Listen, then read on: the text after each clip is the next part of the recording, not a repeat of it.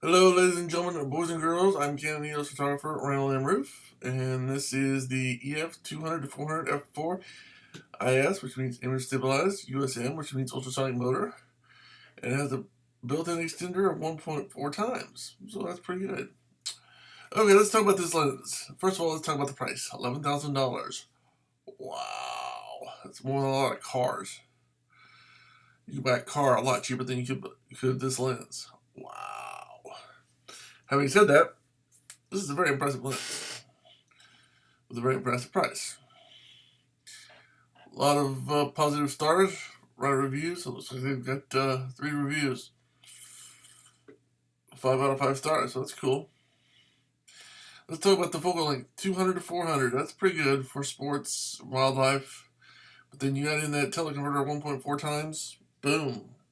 Now I had, back in my film days, a 400 millimeter fixed focal length lens, of 400 millimeters, and it was pretty good for sports. So I can only imagine that having something that does more than 400 with a 1.4 teleconverter would be pretty cool for sports and wildlife, but especially sports. Plus, this is a lot better. Well, there's no way I could afford a lens like that back in the day, of course, but it was a 400. It was $700. And it had autofocus. Of course, that was back in film days. So I still kind of wish I had that lens because that was a good lens. I sold it real cheap when I sold it because I needed the money at the time. I still wish I had that lens.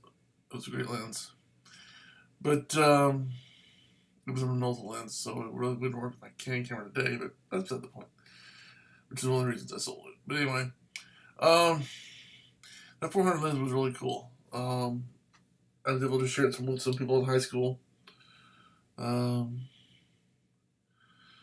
Especially this one girl had a crush on. Her name was Kirsten. But anyway, that's another story. But I got to share that and use that lens, and it was really good. So having a 200 to 400 that can not only zoom out but zoom in, and again with the 1.4 teleconverter. Now, don't ask me why they put a 1.4 in here. Why didn't they double it? Put a 2 times teleconverter? I have no idea. I really, really don't. I don't know why they didn't put in a 2 times teleconverter. I mean, I'm sure they've got a reason, but I just don't know what it is.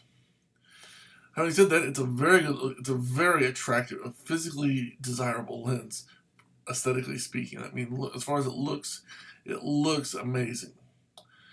I would recommend getting a UV zero filter for the end of the lens, although that won't be cheap because of the size of the opening on the away from the camera side next to the how you would say that. It's a very beautiful lens. You would need to get some kind of, and the reason I always tell people to get a UV zero filter is to protect the lens. Now, granted, a UV zero filter for this kind of lens wouldn't be cheap. It'd be about $40-50, maybe more. But think about it. If something should happen to that filter, which is like $40 or $50, or maybe more, and it breaks or cracks or some rock hits it or you drop it or crack, for whatever reason, what would you rather happen? Break a $50 to $60 filter, UV zero filter, or break $11,000 lens? Obviously, the filters are a lot more easy to replace than the lens itself. Very expensive. First of all, if it does something that should happen to the lens, like break the actual glass to the lens, I mean, if you're doing something where it's going to break it, you're either going to lose the lens or you're going to have to send it in to be repaired and not have it for some time. And depending on whether it's still in warranty, it could cost a lot of money to fix. And it's just a UV zero filter on the end, while a little bit of an extra cost, could save you a lot of money. Now, I'm not saying it's going to protect it perfectly. Obviously, that's not the case, but it could be that thing that helps save the lens. So I highly recommend it. Plus, it shouldn't have an effect on your The available light comes in because it is a UV zero filter, so it's not stopping any light from coming in. It's simply giving a layer of protection to the actual lens itself. So again, I highly recommend it. I put a UV filter or UV zero filter on every lens I've ever had, and I have never regretted it. Never. Again, it lets the light in, and it doesn't slow the light. It's just simply it's that added protection. When you spend $11,000, you want added protection. Okay, let's see what else we can find here. Let's see if we've got reviews. Let's see. Surprising set of brochures. Let's see if we have brochures here. Let's see what the brochures have to say. Oh, it's down below. Videos. Oh, yeah, videos. Reviews.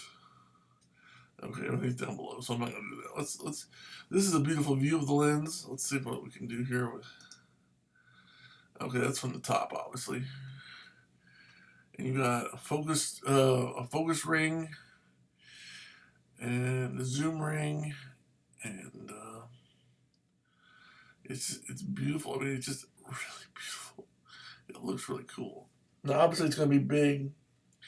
Obviously, if you're going to be using this for a lot, you're going to want a tripod or a monopod. You can replace that big grip. You can get a smaller grip for it, so you don't have to have that big handheld grip that goes on it.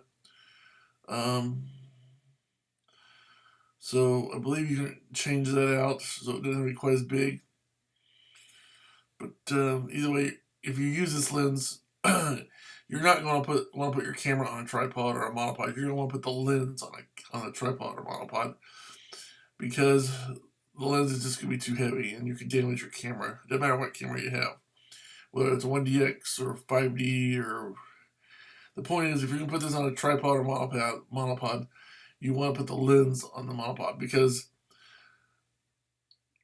the lens would just be too heavy on the camera if you put the camera on a tripod.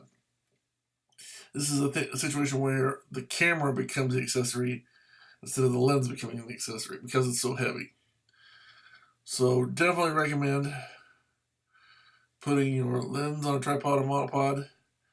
If you are going to, I'm not saying you can't hand hold it, but you're going to get tired very quickly if you try to hand hold this for a long period of time. Unless you've got something to rest it on, like a table or a bench or something like that, you're definitely going to want a tripod or monopod. So again, $11,000, very expensive, but very high quality glass, very high quality metal, very high quality construction, design. Everything about this lens is professional, high end. And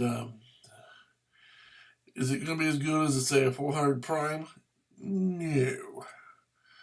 But it's going to be awful close. And you're going to have that zoom range. And yeah, the f4 is not going to be as good as a 2.8, but still, you don't even want to think what, at 200 to 400 millimeters in this quality of construction, you don't even want to think about how much of this lens with a 2.8 aperture would cost. I mean, it would be literally probably the $40,000 to $50,000 range, if they even made one, which to my knowledge they don't.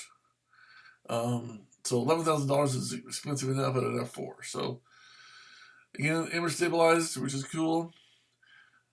Ultrasonic motor, which means it focuses with sound waves. It's got the built-in teleconverter 1.4 times, and a lot of things are going for this lens. If you're into sports and wildlife, this may be the lens for you.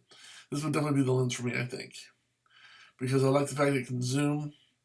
When I had my 400 millimeter lens that was fixed back in my Minolta days, it was really good, but you couldn't zoom, and I really like zooming. I must say, I like to zoom. And it's a good feature. So, is it perfect? No. But it's a very good lens. Again, sports and wildlife, or maybe police investigation work, that kind of, we need to be far away from the subject you're photographing. This is going to be a great lens. Not perfect, but very good. Very good indeed. So until next time, I'm Canon EOS photographer for Randall M. Rueff. So thanks for watching. Have a good day. God bless. And as always, keep taking those pictures.